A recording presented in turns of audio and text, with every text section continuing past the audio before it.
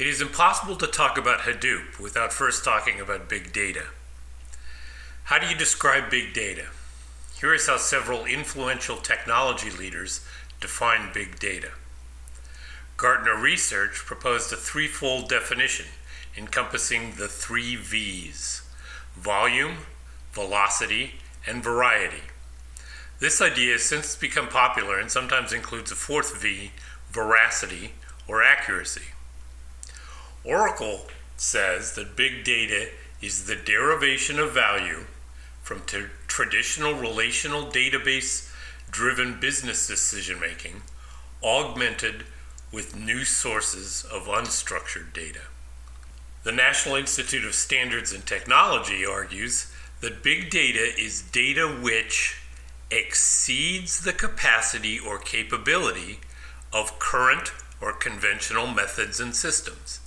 In other words, the notion of big is relative to the current standard of computation. According to Intel, big data opportunities emerge in organizations generating a median of 300 terabytes of data a week. The common forms of data analyzed in this way are business transactions stored in relational databases, followed by documents, email, sensor data, blogs, and social media. Microsoft says, big data is the term increasingly used to describe the process of implying serious computing power, the latest in machine learning and artificial intelligence, to seriously massive and often highly complex sets of information. Besides the subtle nuances, there are common themes to a well-defined description of big data. Big data stores data in structured and unstructured formats. Big data refers to a large volume of data. The fact is, data will only continue to grow in the years to come, and data is only useful if you can extract value from it using analysis. According to the International Data Corporation, a research company, from 2005 to 2020, the digital universe will grow by a factor of 300, from 130 exabytes to 40,000 exabytes, or 40 trillion gigabytes. That's more than 5,200 gigabytes for every man, woman, and child in 2020. From now until 2020, the digital universe will about double every 2 years. An exabyte is an abstract concept to most people. To put the scale of an exabyte into digestible terms, a study done by UC Berkeley suggested that all words ever spoken by humans from the beginning of time until now could be stored in approximately 5 exabytes of data. Data is going to increase due to increase in populations, increase in the number of electronic devices and the capability of those devices, cheaper storage options, and the expanding growth in emerging markets. Between 2012 and 2020, emerging markets' share of the expanding digital universe will grow from 36% to 62%. What is all this data used for? Simply stated, decision making. Getting the right information to decision makers in a timely and understandable manner. So what are some of the challenges with big data? Number one, much of the big data is unstructured. So in order for the data to be useful, it needs to be formatted in a way that is suitable for data mining and analysis.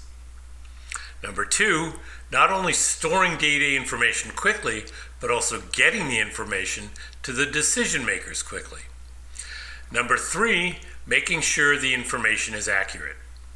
Data quality concerns aren't unique to big data.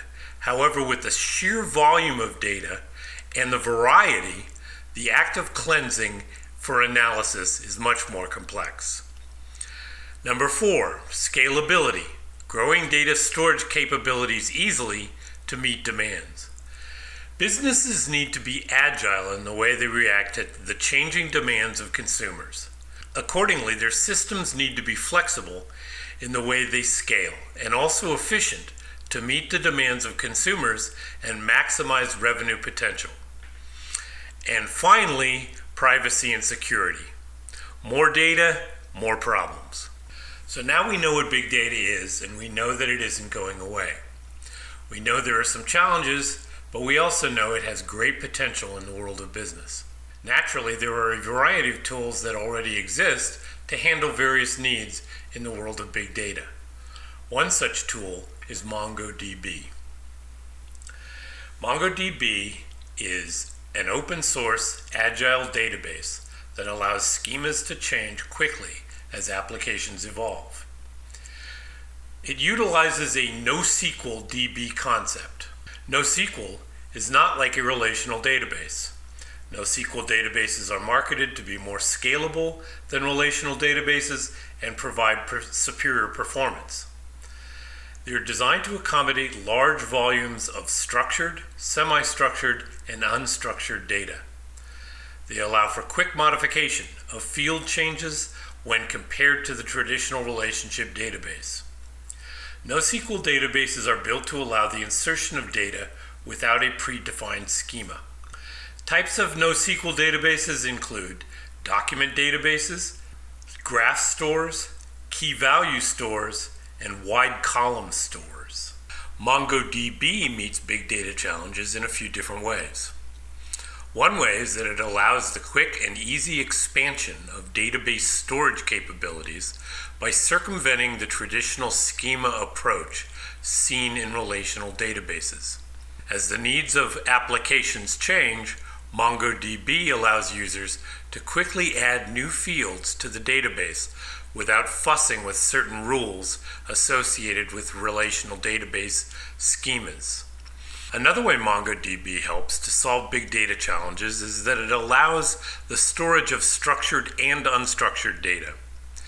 It also offers real-time analytic capabilities, and it's a great platform to support horizontal scaling as needs of organizations change. Hunk is another tool that supports the needs of users when dealing with big data. Hunk is an analytic tool developed by Splunk. It specializes in analyzing large data sets, such as those classified as big data. Traditional analytic tools are not optimized for handling the diversity and size of big data sets. Hunk works directly with Hadoop clusters, creating an integrated platform which allows users to explore data, create dashboards, share reports, and visualize data without migrating any data. This makes analysis efficient and easy. Hadoop began as Nutch and was started in 2002 by a handful of part-time developers with the goal to create a web-scale crawler-based search engine. In 2003, the architecture of Google's distributed file system was introduced, offering a solution to the scalability problem that had stymied the Nutch developers.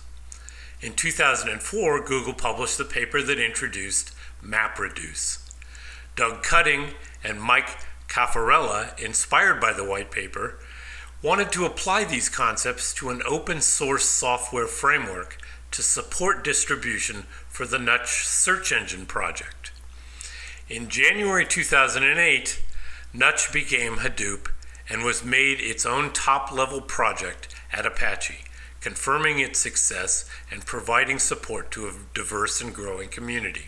There are two important things to know about Hadoop. Number one, how Hadoop stores files. Hadoop distributed file system is comprised of interconnected clusters of nodes where files and directories reside. An HDFS cluster consists of a single node, known as a name node, that manages the file system namespace and regulates client access to files. In addition, data nodes store data as blocks within files.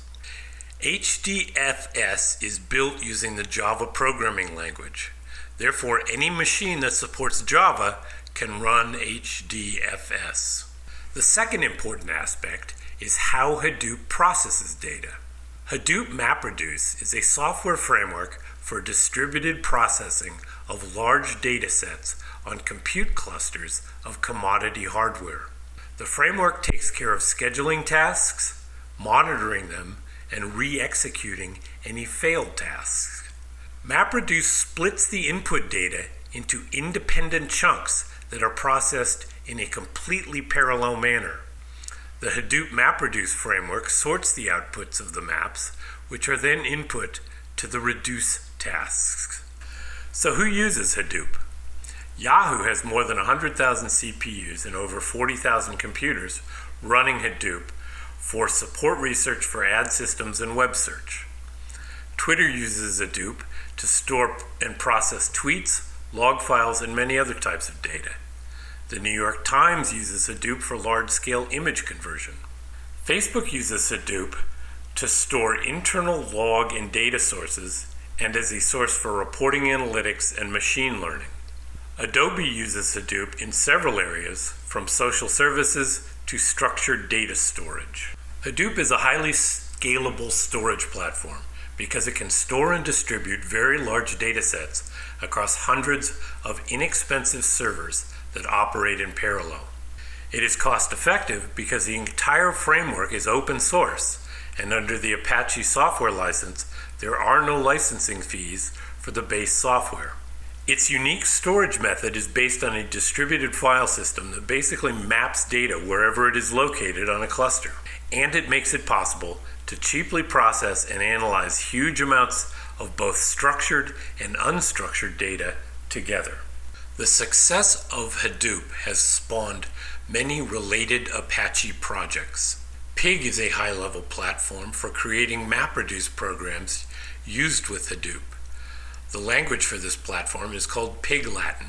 Hive provides a mechanism to project structure onto data and query the data using a SQL-like language called HiveQL. Apache HBase is an open-source, distributed, versioned, non-relational database modeled after Google's Bigtable. And Apache Spark is a fast, general-purpose cluster computing system that makes parallel jobs easy to write and an optimized engine that supports general computation graphs.